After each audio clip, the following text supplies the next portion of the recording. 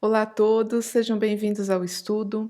Hoje nós vamos começar uma nova playlist no canal sobre o significado e essência dos nomes.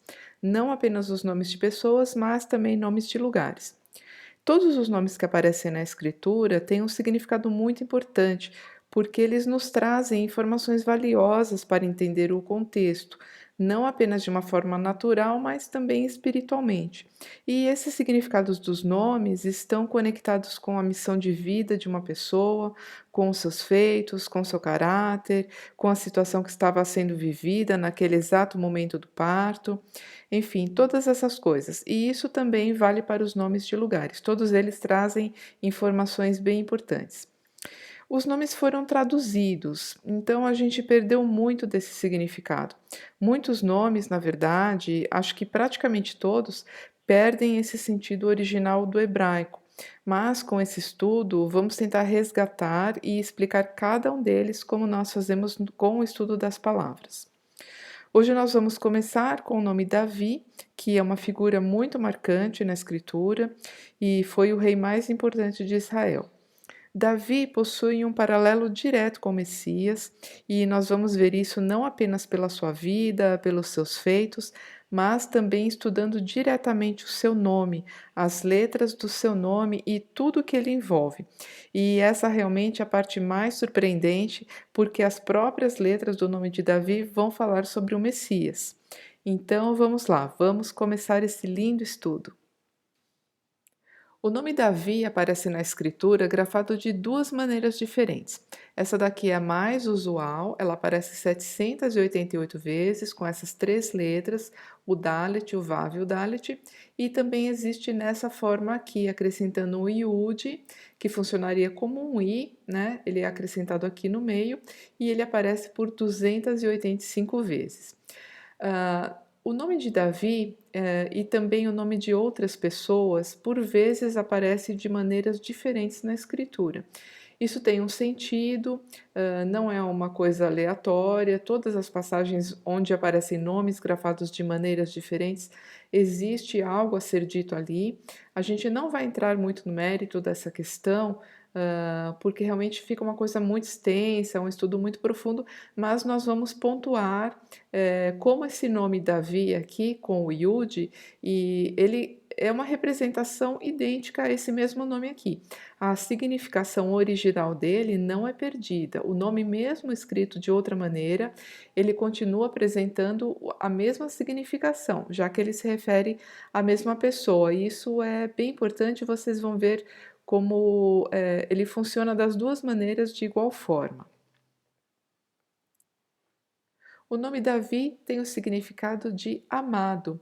Ele provém dessa raiz aqui, formada pelo Yud, Dalet, Dalet, que gera o verbo amar. Esse verbo amar, aqui nessa forma, provindo dessa raiz, ele é encontrado diversas vezes no livro de Cânticos. Existem outras maneiras de ser escrita a palavra amor, amado, mas com essa raiz nós vamos encontrá-lo muitas vezes, a maior parte delas, no livro de Cânticos, que é um livro que se refere basicamente a uma relação amorosa. Então, essa palavra aqui vai ser vista lá muitas e muitas vezes. Nós temos aqui uma coisa interessante também, que é o seguinte: Davi, as mesmas letras de Davi também geram a palavra tio, que é lida por Dod. Aqui a gente tem uma pronúncia diferente, mas as letras são as mesmas. E comparando essa palavra aqui, nós temos algumas outras palavras também do núcleo familiar que têm uma sonoridade parecida. Temos aba e ima, né? Aba, ima e dod. Vejam que são palavras que têm uma pronúncia muito simplificada, como que uma pronúncia infantil.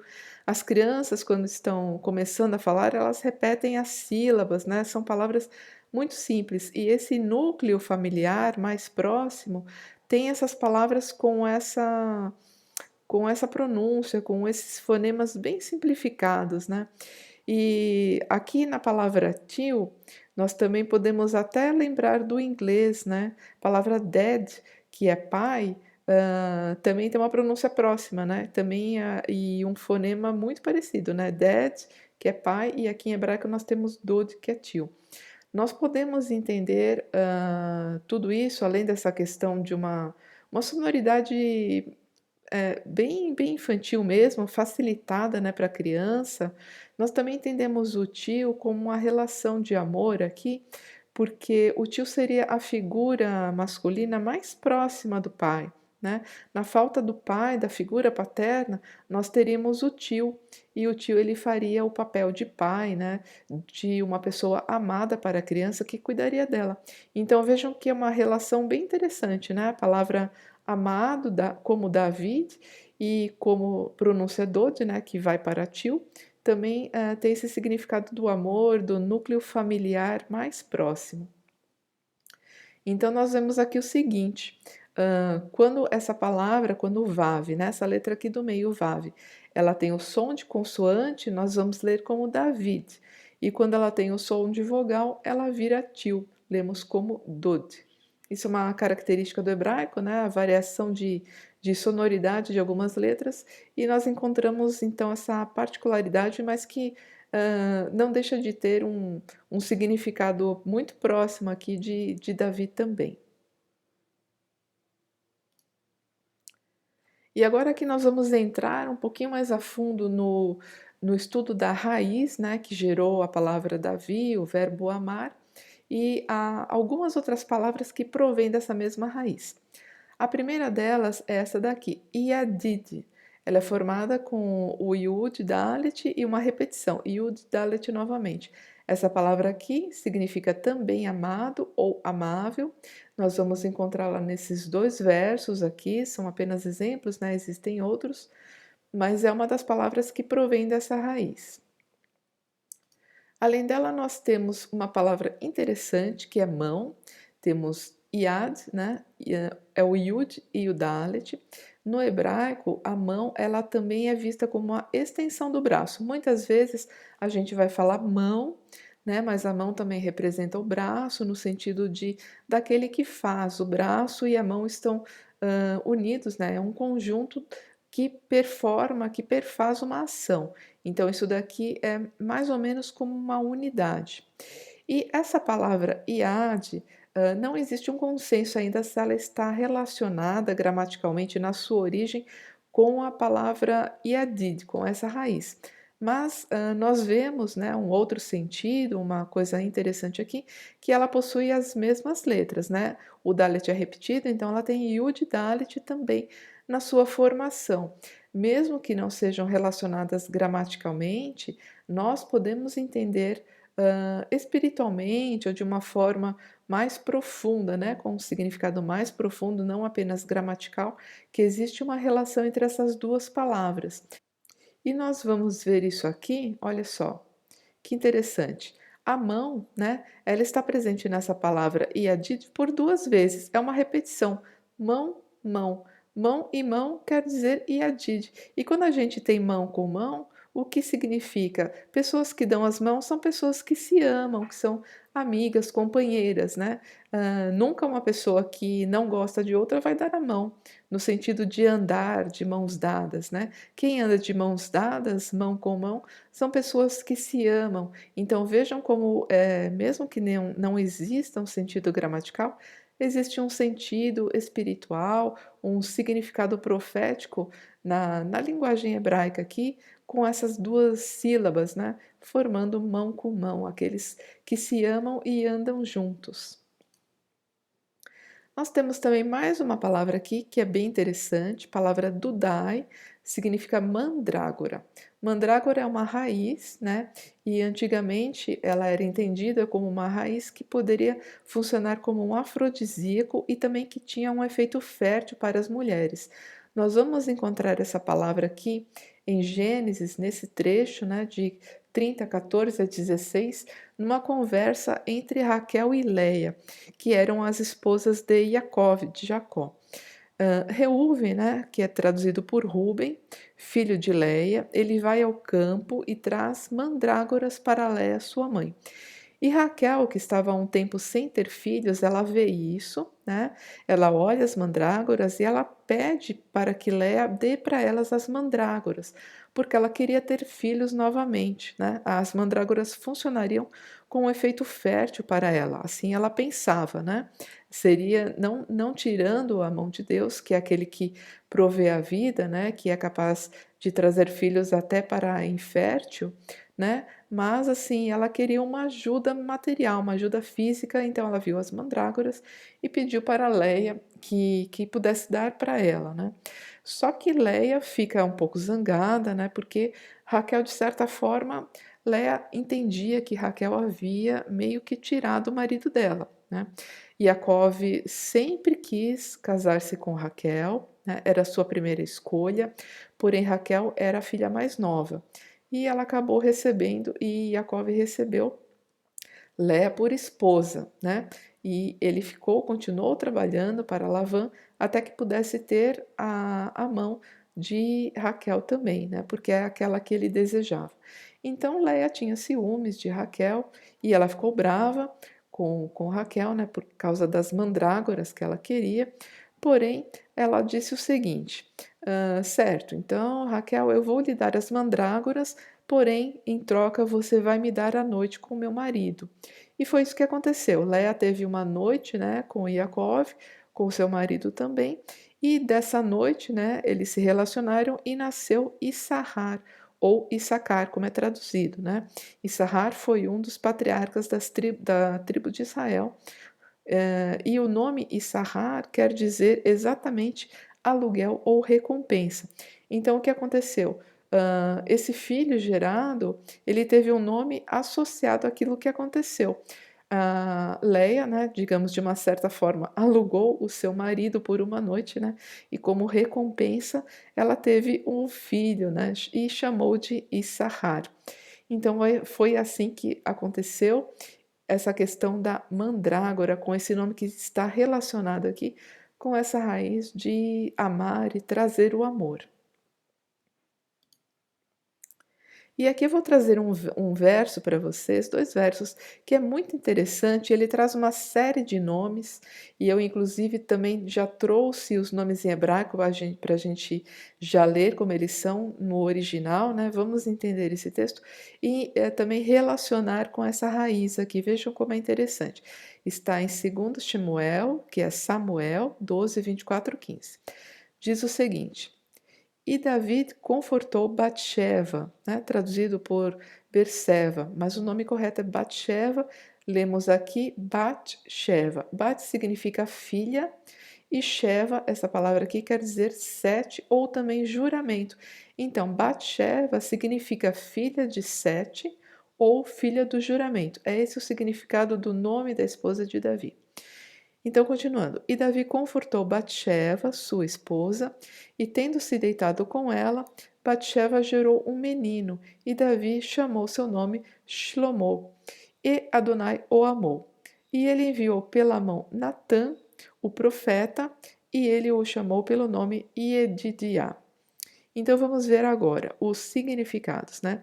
Shlomo, que foi o nome que Davi deu ao seu filho, né, significa plenitude. Essa palavra Shlomo, ela vem da raiz Shalom. Shalom são essas três primeiras letras aqui, né? E Shalom, na verdade, muitas pessoas dizem como paz, porém é muito mais do que paz. Shalom quer dizer plenitude, é a plenitude de paz, plenitude de saúde, de alegria, de prosperidade. Shalom é onde nada falta. Então, Shlomo traz tudo isso também. Seria a plenitude, o filho da plenitude, né? Com Shlomo, tudo estaria perfeito para Davi. E aqui diz o seguinte também: enviou pela mão Natã, o profeta, né? O nome Natã, ele significa dar, presentear e também presentear como dom. Natã pode significar também um dom que é dado por Deus, né? Tem esse significado de dom, de um presente de Deus também, ou um presente dos homens. E aí, Natã o chamou por um nome profético, né? Chamou o menino de Yedidiá.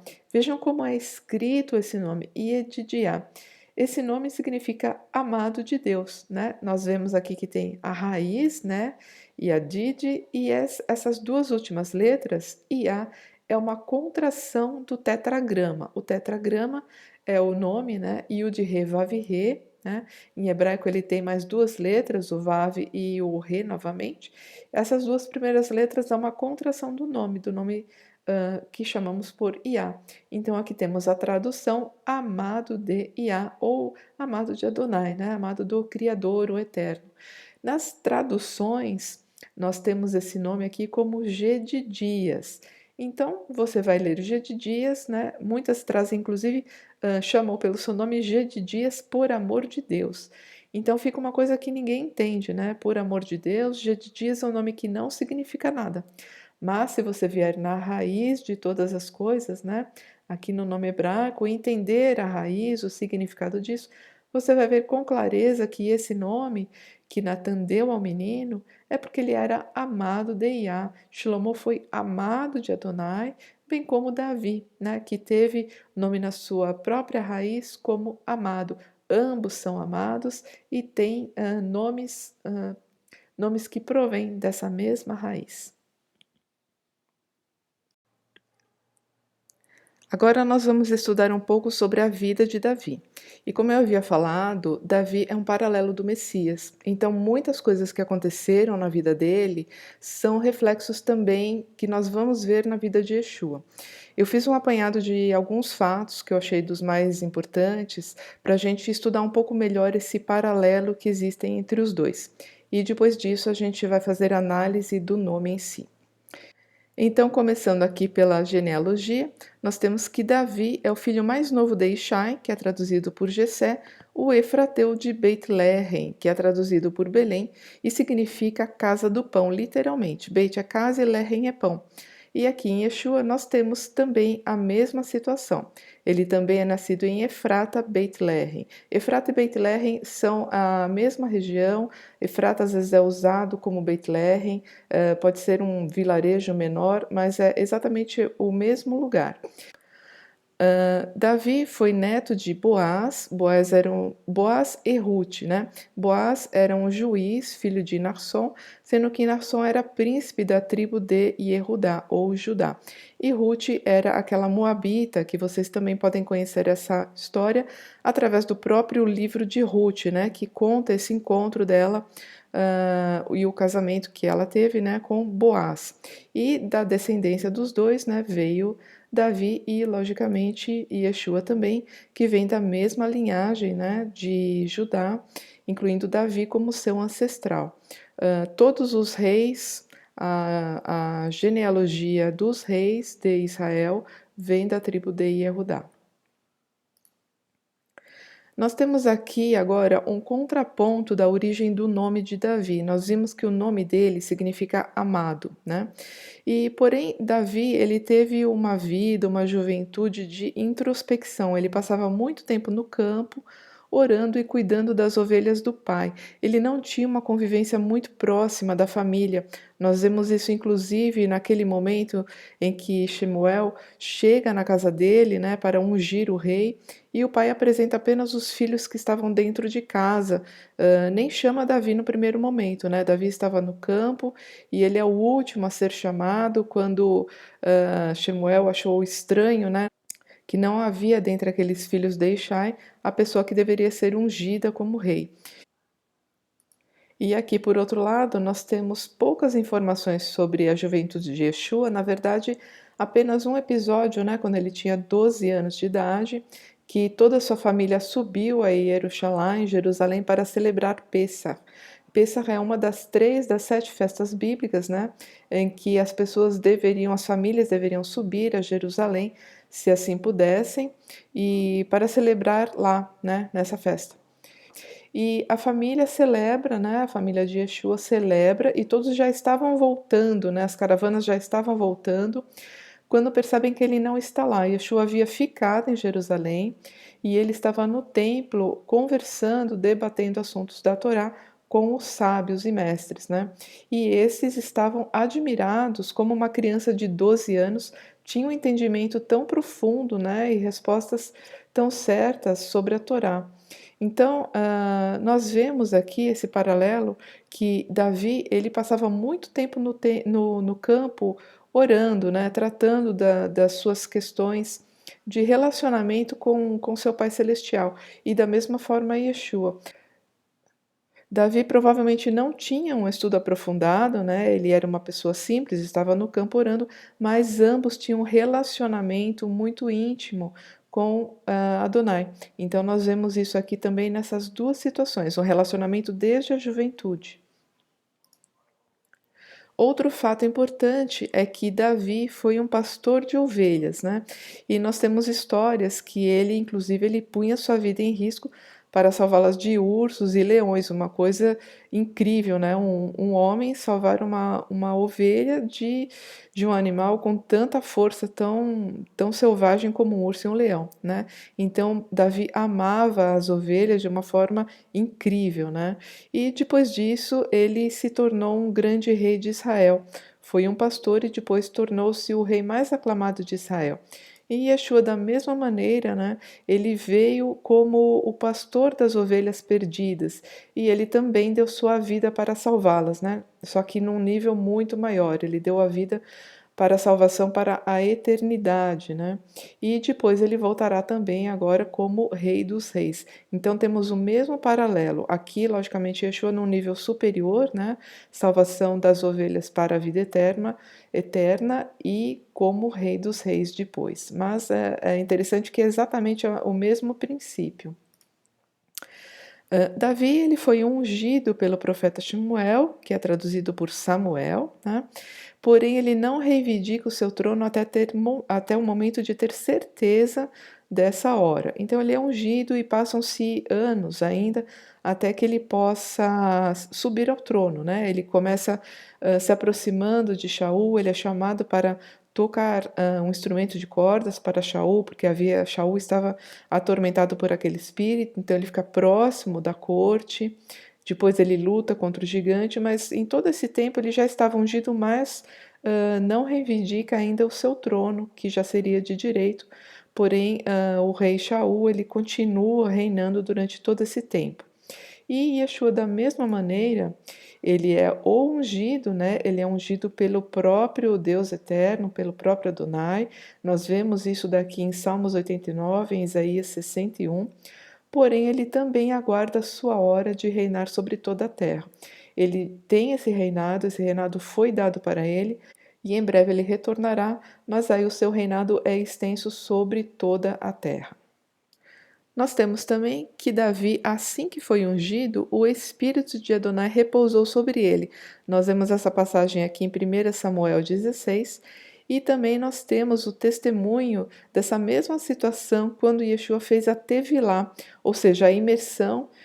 A imersão é traduzida por batismo, né? Mas a imersão significa um entrar, um descer as águas e subir, é um descer de corpo inteiro, é uma representação da morte e ressurreição, por isso é de corpo inteiro. Então nós temos essa situação aqui, quando Yeshua fez a Tevilá, né, com Yohanan, esse daqui ele vê o Espírito descer do céu e repousar sobre ele, da mesma forma que aconteceu com Davi, acontece também com Yeshua. Davi inicia seu reinado aos 30 anos, ele governa Israel por 40, sendo 7 de Hebron, onde ele estava, né, em primeiro lugar, e depois 33 de Jerusalém. Em Yeshua nós vemos o seguinte, ele inicia o seu ministério aos 30 anos, que é quando ele recebe a imersão, a Tevilá, ele é morto e ressuscita aos 33. 30 anos é o início do ministério de todo o rabi, nenhum deles inicia antes de 30 anos, então aqui nós já vemos um paralelo também com Davi, na mesma idade, né? E ele é morto e ressuscita aos 33. E aqui nesse paralelo de idade nós temos o reinado de Davi em Jerusalém, que foi exatamente também por 33 anos. Davi é continuamente perseguido por Shaul, que era o rei da época, né? Foi o rei anterior de Israel a Davi, por sua avidez ao poder. Shaul desejava ardentemente ficar no poder todo esse tempo, por isso ele perseguia Davi, né? Ele tinha medo que Davi subisse rapidamente ao poder, ele sabia que isso iria acontecer, mas ele perseguia Davi para que isso não acontecesse.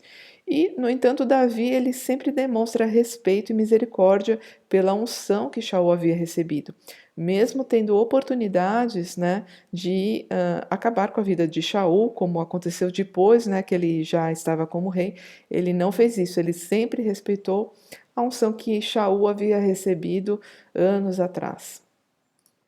E aqui em Yeshua nós temos a mesma situação. Ele é perseguido continuamente pela elite sacerdotal da época, que buscava qualquer meio de incriminá-lo para a morte. Nesse momento, os sacerdotes, os mestres, as pessoas do sinédrio eram totalmente envolvidas pela política também, por uma questão de poder sobre Israel, né? Juntamente com os romanos, eles tinham alianças com os romanos para reinar sobre Israel. E nós vemos em diversas parábolas de Yeshua em que ele andava junto ao povo, né, junto com o povo, vemos sacerdotes que tentavam de todas as maneiras, trazendo perguntas capciosas, tentavam incriminá-lo, né, que ele caísse em alguma dessas ciladas para incriminá-lo para a morte. Né? A mesma situação que Davi viveu aqui de perseguição contínua, né, do rei Shaul, Yeshua viveu também continuamente por essa elite da época. Davi foi conhecido como um homem segundo o coração de Deus, sendo que o seu nome nós vimos que significa amado, ou seja, o seu coração, o coração de Davi, era voltado para Deus. Apesar de muitos erros que ele cometeu, né, como qualquer ser humano, nós vemos que ele tinha um coração de arrependimento. Quando ele errava, ele se arrependia e ele se voltava em oração a Deus, né, em Techuvá, e isso significa, esse significado do seu nome aqui, amado, como um homem que se voltava, que se arrependia dos seus pecados e se voltava para Adonai. E da mesma forma, nós temos que Adonai chamava Yeshua por filho amado, né? Uma correlação direta com o nome de Davi, e ele fazia apenas o que o pai lhe ordenava, ou seja, ele também era um homem segundo o coração de Adonai, porque não fazia nada da sua mente, ele fazia o que o pai lhe ordenava. Nós vemos isso escrito por diversas vezes nos evangelhos também. Aqui nós temos que Davi compôs dezenas de cânticos, né, e louvores. O livro de Salmos, grande, enorme parte dele é composta por Davi. Inclusive, nos seus momentos mais difíceis, ele cantava, ele compunha louvores a Adonai. Esse livro de Salmos é conhecido em hebraico como Terrilim.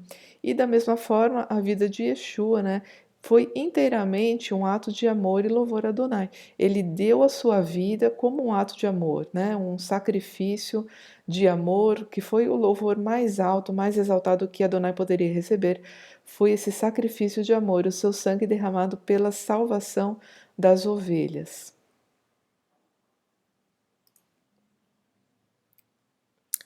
E nós temos aqui mais um paralelo importante, que é o seguinte: Davi quis construir uma casa, um templo, né? Uma casa física para Adonai, porém isso não lhe foi permitido.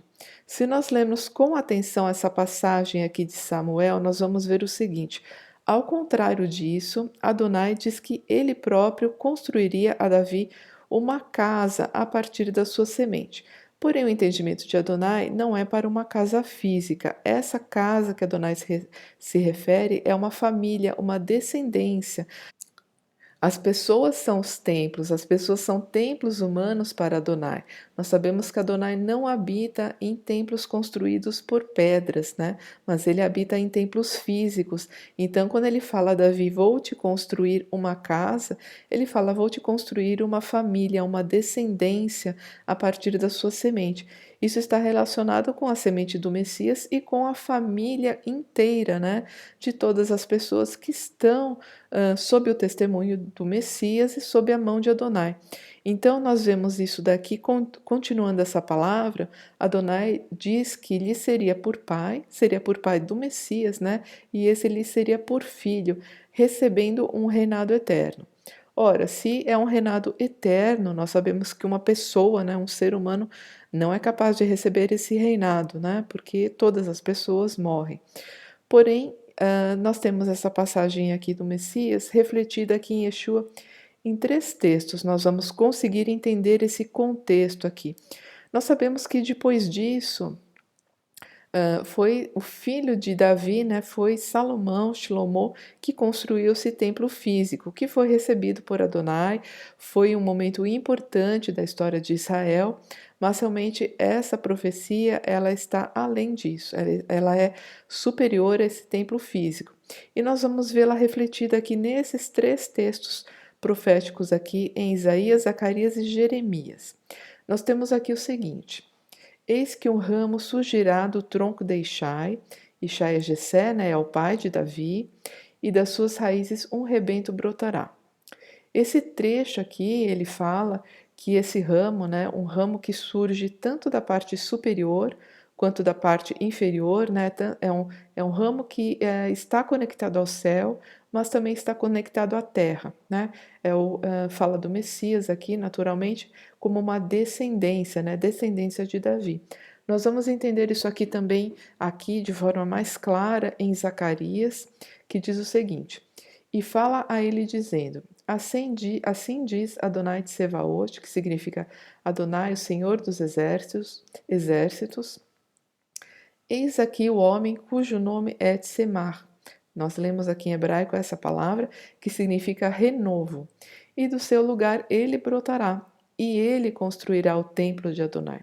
Ou seja, o Tsemar, o renovo, esse renovo aqui que surgiria do tronco de Ishai, né, que é o próprio Filho, o próprio Messias, ele é que construirá o templo de Adonai. Esse templo a que Adonai se refere aqui, nessa profecia que ele deu a Davi, está dito aqui no profeta Zacarias, que é o próprio Messias que construirá esse templo. Ele construirá essa descendência, esse número de pessoas que se constitui como família de Davi, descendência de Davi, né, descendência da semente do Messias, são essas pessoas que têm o seu testemunho. Não exatamente um templo físico, né, mas templos de pessoas. São templos espirituais, né, templos na alma das pessoas.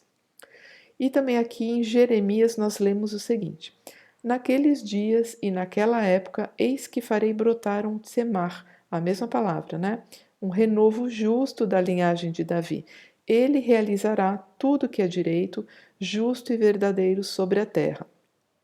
Aqui nós já temos uma palavra que ela tem uma abrangência ainda maior, que fala do reinado milenar, né, de 1000 anos, quando Yeshua reconstruirá a terra, e também depois dele, né? Esse reinado justo e verdadeiro sobre a terra, eterno, né, a que se refere, é também depois do milênio, né? Nós sabemos que após o milênio ainda haverá uma destruição de toda a terra, e o reinado eterno do Messias, ele vem após isso. Então, essas 3 profecias aqui que falam do ramo, né? O tronco de Ishai, nós vamos ver isso aqui depois de uma maneira incrível na gematria. Nós temos isso aqui de uma forma matemática explicada, esse trecho aqui, essa profecia conectada ao nome de Davi, nós vamos ver isso logo mais. Então, essas 3 profecias que falam do renovo, né, que brota da raiz tanto quanto uma descendência física de Davi, né, mas também como algo que vem de cima, um broto, né, esse renovo, o Tsemar, ele vem do céu. E esse daqui se refere ao Messias com essas 2 naturezas, né, que realmente este sim será o Rei eterno, né, que construirá essa descendência, essa família para Adonai a partir das pessoas, né, as pessoas como templos humanos adorando a Adonai, o Rei dos Exércitos. E por fim, nós temos aqui que Davi, com tudo isso, com uma vida inteira de lutas e batalhas, ele conseguiu unir as 12 tribos de Israel num reinado de paz, né? Ele derrotou os inimigos, o principal inimigo na época de Davi, que eram os filisteus. Ele conseguiu essa derrota dos inimigos e trouxe um reinado de paz para as pessoas da época. E nós temos aqui que o Messias, em seu reinado, ele reunirá novamente todas as ovelhas espalhadas pelos países da terra, né? Hoje em dia nós temos ovelhas espalhadas por todas as nações, e uma das missões mais importantes do Messias, né, que é dito em várias profecias, é que ele reunirá novamente todas essas ovelhas, né, que foram perdidas, espalhadas pelos 4 cantos da terra, em um reinado eterno de paz, esse reino que se transporta além do milênio, né, para toda a eternidade. Então aqui nós temos esse comparativo importante também da mesma maneira. E encerra aqui o estudo de hoje. Nós vimos então até agora um momento mais histórico da vida de Davi, né? Relacionamos, relembramos as profecias que estão associadas a ele e ao Messias. Toda essa parte ela é mais teórica, mas ela é importante porque no próximo vídeo nós vamos retomar essas profecias e aí sim vamos dar um significado bem mais profundo a todas elas, né? Vamos estudar a fundo agora as letras do nome de Davi e ver todas essas conexões. Então, obrigada pela sua atenção e logo mais já estará disponível o próximo vídeo. Obrigada e shalom.